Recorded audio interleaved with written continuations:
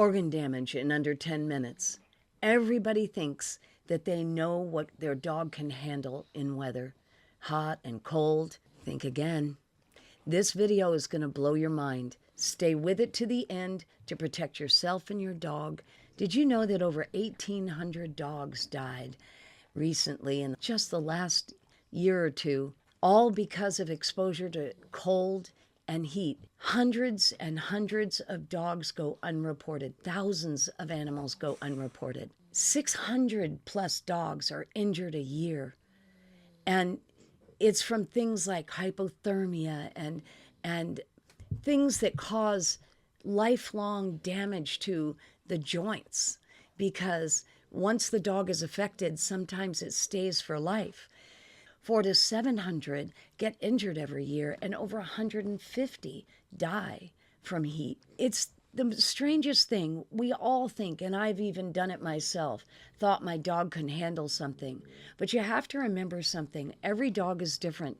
And we're going to go over those, and I have down below a link, and I'm going to give you some really simple charts that give you size of dog and the type of dog and what temperatures they can handle and for how long. Hey there, don't forget that you can get your free guide and product list of everything that I personally use. And I want you to know that, listen, it took over 50 years for me to gather all this knowledge. Please make good use of it. It's free. Just go down below, click the link, and get your stuff. And you'll have fun seeing the other things that I make as well. All right. Have a great one. So what we really want to look at is what size is your dog and where are their risks. The first level is an 8-pound dog. An 8-pound dog can only do 5 to 10 minutes outside in 32 or below temps. Everybody says, well, I can go out with my dog and they don't seem to be having any problem. Oh, yes. Yes, they are. If they're 8 pounds and below, they've already started to have their joints affected. And did you know that their joints can be affected for life? So it may not show right now when they're young, or it may not show today, but maybe next week or the week after. It does show, and it causes pain and difficulty for them. Other dogs, 8 to 15 pounds, they can go 10 to 15 minutes. Now, with clothes, you can extend it maybe by double, but that's about it. You can't go a lot higher because your dogs will be affected. And we're going to go over, for cold, you have frostbite and, hypothermia and joint and organ damage. Pups' organs actually start freezing, and puppies versus adults have even shorter periods because puppies don't have a regulation in their system for heat and cold. Larger dogs for cold last about 30 minutes. And again, don't think just because of their size and they're capable or their fur or what have you that they can do longer. It's always better to be safe than sorry. And these stats come from, tons of research. Of course, I used a few different AIs to verify the information because I wanted to bring those stats to you. As I was saying, I was telling somebody in my kennel who I'm training right now, every year, right during that transition, on one of the first cold nights, we start what we call a double and triple check. So every night when dogs come in off the yard, the last group, we send them back outside and they literally walk the whole yard, calling for the dogs. And the reason why we do this is because I know how dangerous these temperatures can be. Not even freezing temps, but if they have a longer period of time in a near freezing temp, it can do the same thing. So in the heat, it's even more extreme. Tiny dogs, 8 pounds and under, again, you have approximately 10 minutes. For the flat-faced little ones and, like the French bulldog, they have breathing difficulties in minutes in the heat. And the problem is that dogs cool themselves by panting, right? But they can't cool fast enough if the air is hot already. So the problem is they're not only hot outside, but they start heating themselves inside, and it escalates very, very quickly. Large dogs can last about 20 minutes in the heat. Now, what are the issues that happen with cold? Okay, when you get to 32 degrees and under, you're looking at frostbite, you're looking at hypothermia, joint and organ damage. And these are really not, they're not temporary. A lot of these are long term. Organ damage and joint issues can last a lifetime and can take their lives. So please take this to heart. They also get, of course, everybody knows, paw injuries. And you may not see that straight up. It may take a few minutes or half an hour or so to actually identify it well, but it's visible to a trained eye.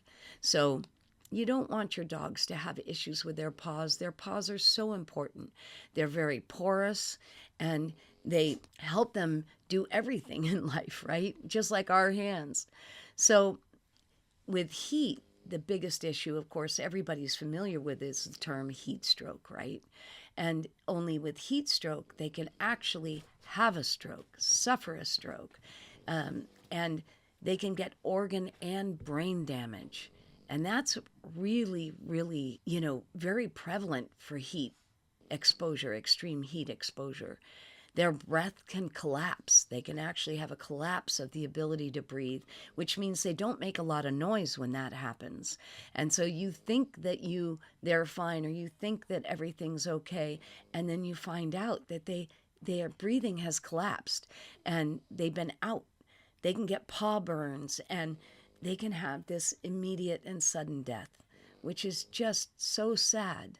And it comes from ignorance so often, Danger spots, for cold, of course, are Oklahoma and Michigan, Kentucky, Ohio, all your cold areas, Alberta, Canada.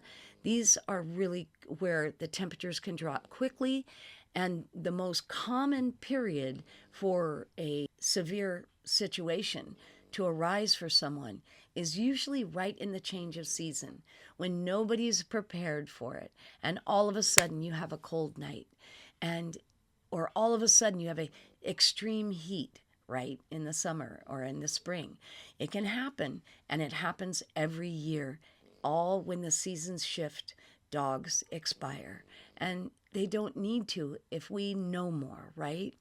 So places for heat, of course, are Texas and Florida, Arizona, places where Southern California also, where that heat can rise very quickly and it also doesn't let up. And usually between 10 or 11 and 4 in the afternoon are the highest periods of threat. So you want to be aware of that. Take your dog out in the morning and a nice stroll, then keep it in, air conditioning, so on and so forth, cool pads, cool water, always have it available, and then take them out after 4 p.m. in the afternoon when the sun starts setting and things begin to slightly cool off, or at least aren't escalating anymore. And then, of course, we have, what do we do in a situation like that? Well, obviously, the first thing you do if your dog starts in an alarm situation like that, where they start having symptoms that are obvious to you, if they're obvious to you, take them to the vet. If it's in the cold, put them against your body heat. That's the best heat you can do. You can just stick them down inside your clothing if the dog is small enough.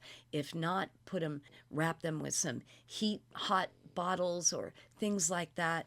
If you have a heating pad that can travel and isn't reliant on electricity, because you're going to be going to the vet and you really want to do that. Even if they start acting like they're better, there can be issues that continue to grow if you don't get them to the vet. Inflammatory processes can get started that can cause continued damage. So please don't take it lightly. If they start to act well, they start to look good, take them to the vet, okay? Either for the cold or the heat. Both are true. You want to get inside immediately. You want to get the dog warm if you're in the cold, obviously. Blankets and body heat are the most important. And you want to check for frostbite and hypothermia, right? And then for the heat, you really need to get to the shade immediately, air conditioning if you can, get someone to make some ice packs for you, get it around the dog, and put something in between the ice pack and the dog, or the ice and the dog, of course, because you can burn them as well when you're trying to cool them. So you don't want to have that. I remember a time when I was young. I've been a breeder over 50 years, and I've had so many situations with dogs over the years, and I found a dog in a car and had to race to an office building nearby, carrying the dog. And I was very fortunate that the executive in there had a shower area and bathtub, actually. And we got him in the shower real quick while someone called the vet. And there happened to be a vet just like 3 or 4 minutes close by. By the time we got there, they already had a tub with ice in it, and we just put her in the tub immediately, and it saved her life. Then the vet could administer some steroidal medicines and other medicines that were important for her.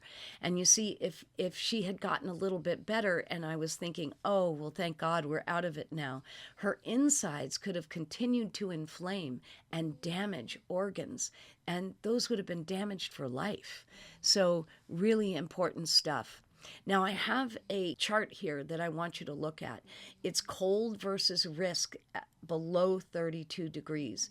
And it's just a good visual. And by the way, don't forget, I do have this whole bunch of information for you for all the sizes of dogs, etc., the temperatures, how long they can stay out, etc. And I have it all written down for you. Just go below. It's a free document for you, and you will really appreciate it, I'm sure. And so will people that you don't know. You will be having some conversations, I'm sure. I hope that you share the information, because you can save dogs' lives that way. But essentially, you're at a high risk, for super high risk, as you can see by the chart. The red area for 8 pounds and under is pretty extreme for 5 to 10 minutes. It's still high, that risk area. If you look at that deep red color, that's an 8-pound dog at 5 to about 8 minutes or so, 10 minutes, and it's already extreme. So the best thing to do is to have very good clothes on that dog. If you have an area where you can take them out, where their feet are not going to be at risk for touching something that's even colder, like a colder concrete or a tile that can get colder, you want them to be in something that will hold the warmth more.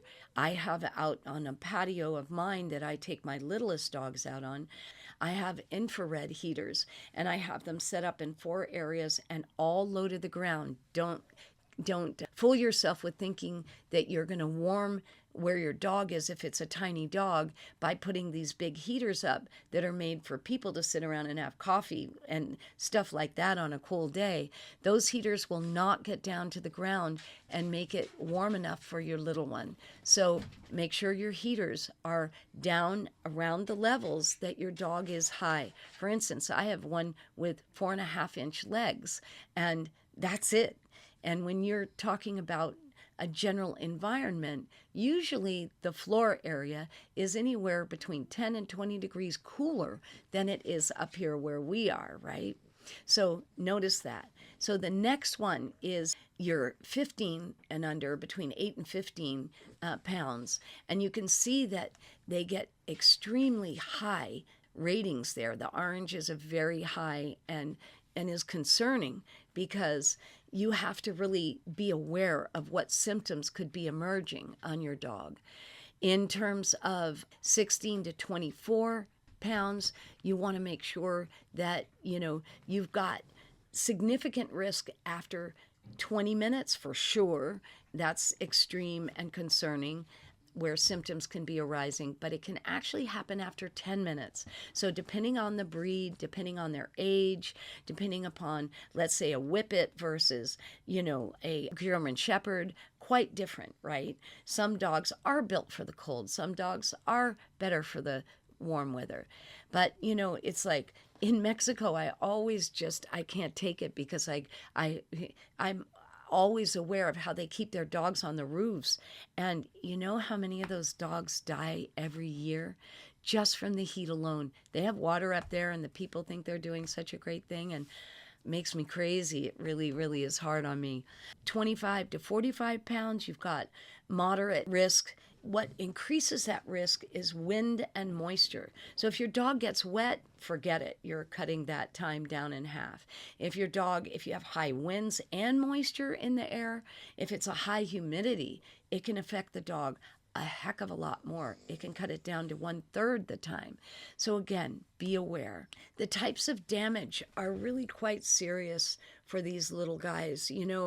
It makes it so hard on them because they can't tell us what's going on. The biggest threat, of course, is organ damage. And of course, if their paws are damaged, they're damaged for life. If their joints get damaged, they're often damaged for life. Few recover entirely, and it's hard to tell because they can't talk, but I can tell you, I've seen many dogs in my lifetime that have been affected that way.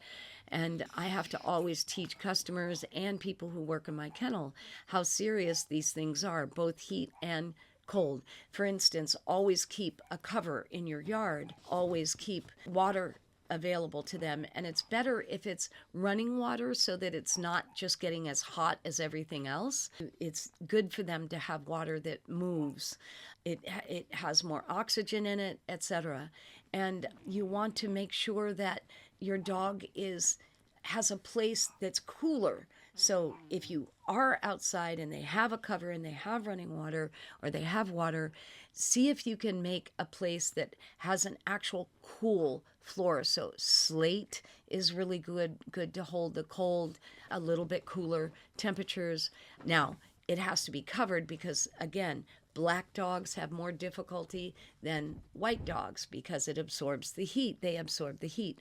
Older, heavy dogs that have gotten overweight, they have the same issue. This is Chase, by the way. They have the same issue. There's just too much mass, and they fail very quickly. And it's very easy for these little guys to have heart attacks. And unfortunately for us, we have methods to get us back quickly. For dogs, they just don't exist really unless they're right at the vet at the time it happens. So, yeah. So basically, you have different types of dogs that are affected differently. Obviously, I mentioned the Whippet, the Greyhound, dogs like that don't have a lot of meat on their bones and they don't have a lot of hair, but they have a lot of skin, right? And what happens is they just fail much quicker. Dogs, especially the miniature ones, a St. Bernard does great in the cold, right? Not in the heat, obviously. They're built for the cold. So the heat can cause them extreme difficulties.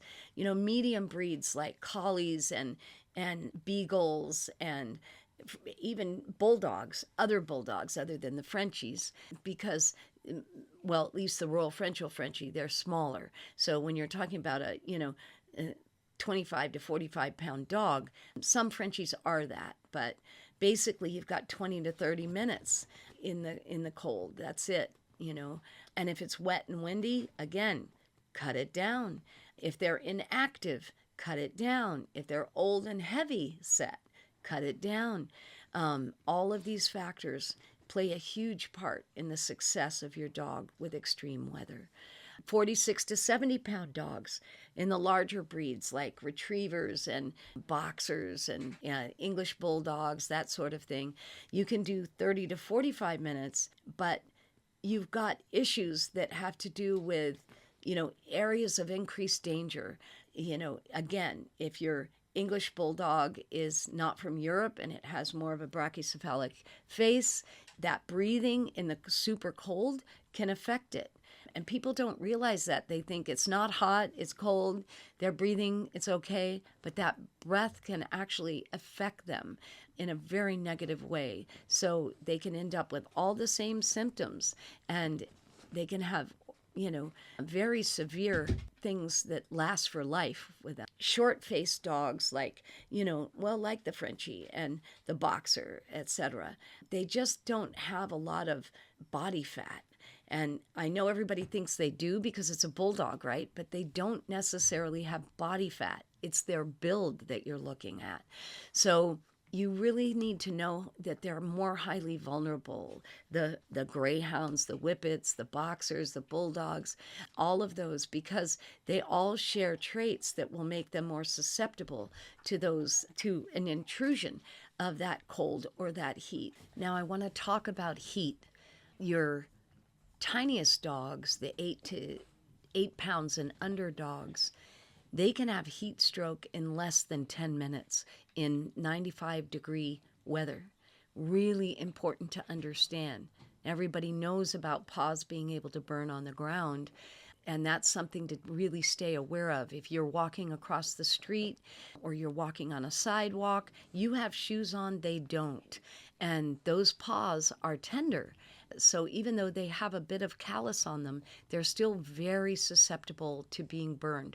And that's true of all of the sizes. Panting can be ineffective, and it's pretty awful because if it is ineffective and becomes ineffective, what happens is it overheats inside the body and starts to affect the organs. They heat too rapidly internally. And they can collapse, they can vomit, they can get diarrhea and seizures and sudden death. They can also go into comas.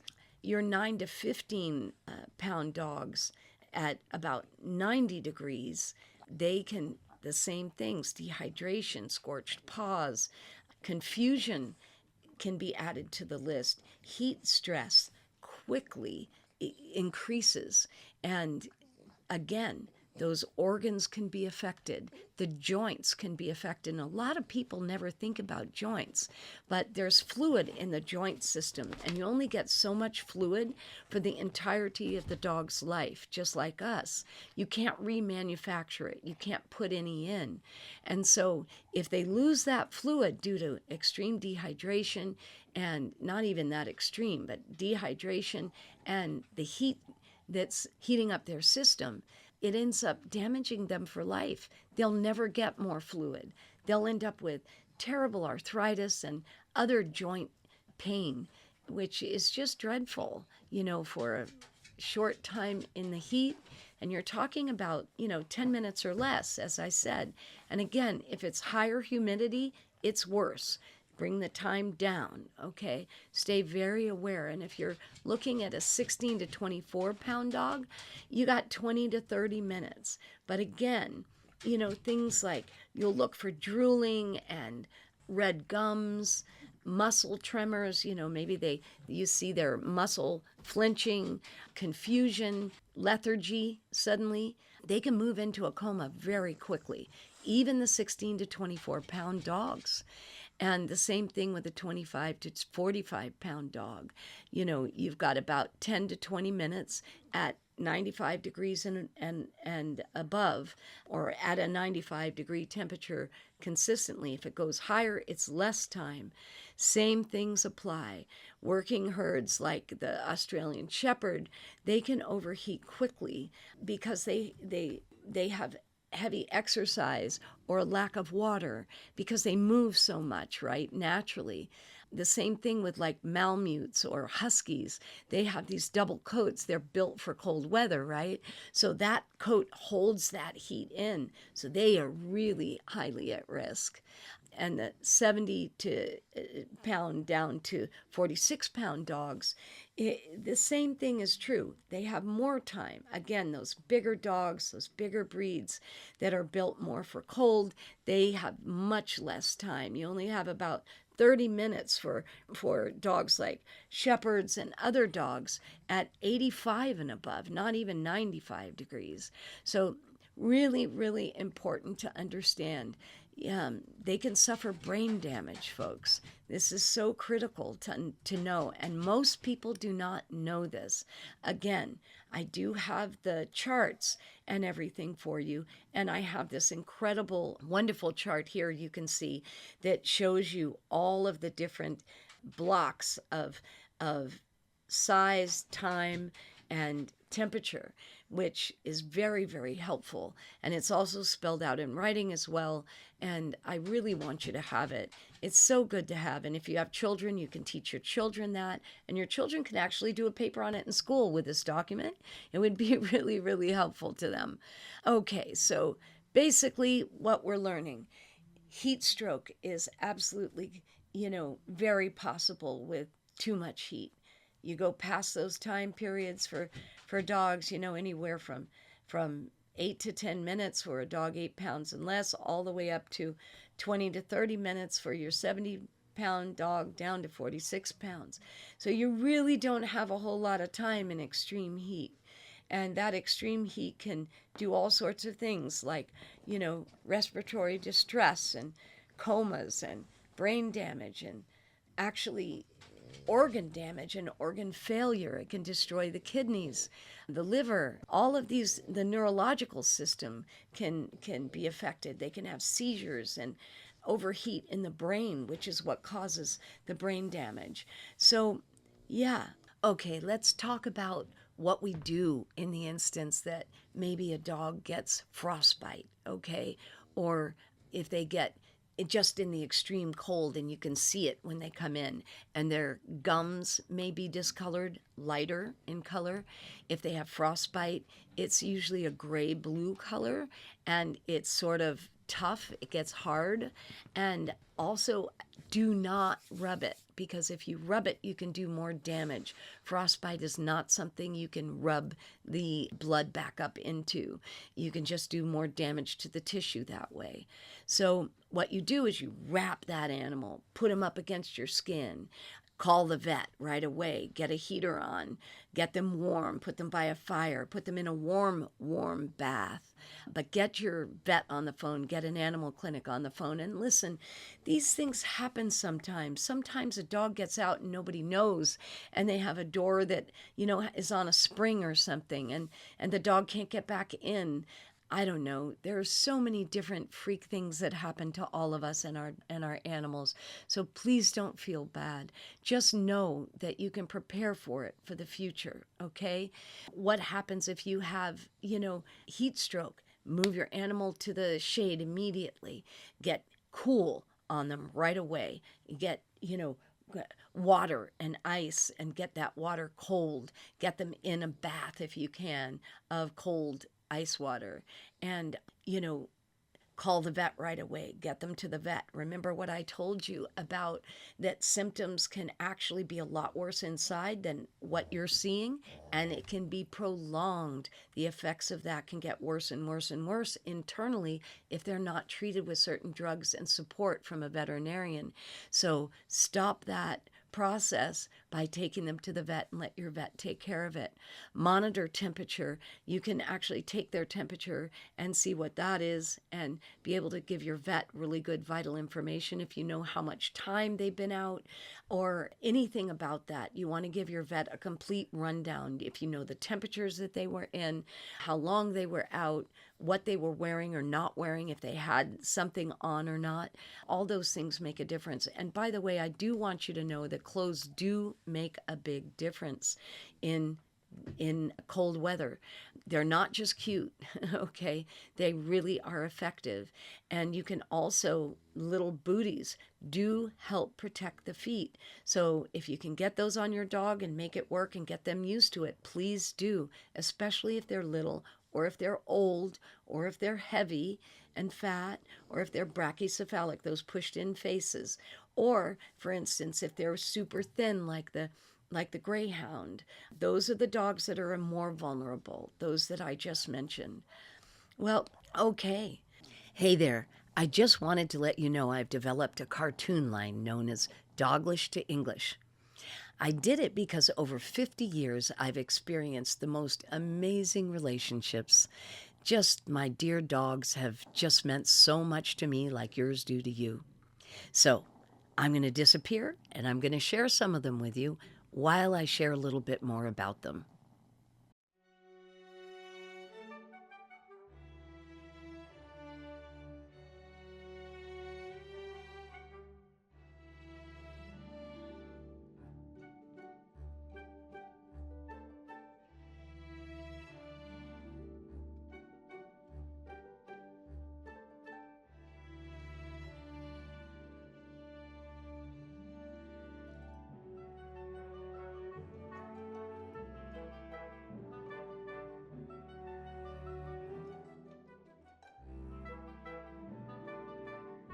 A joyful little world where the wisdom, the comedy, and everyday genius of dogs comes to life in two characters, Harry and Squish.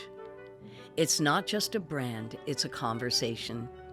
Between you and your dog, between laughter and love, between fur on the couch and warmth in your heart.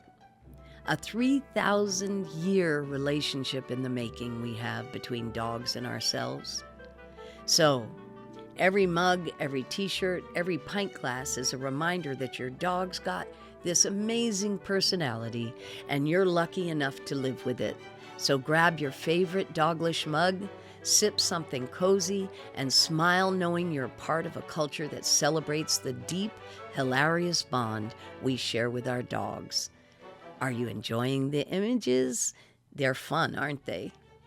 So visit doglishtoenglish.com and bring the laughter home. Because if your dog could talk, they'd totally say, get the mug. I want to send you all my love. I want you to know that every season, don't let it catch you by surprise. Don't let it catch your dogs by surprise. Be ready ahead of time. Get your heaters out before winter happens. Get your air conditioning in before summer happens. Don't let it catch you by the first date because your dog will end up suffering for it. Okay? And again, down below, I know I've said it a few times, but I think this information is so vital for everyone.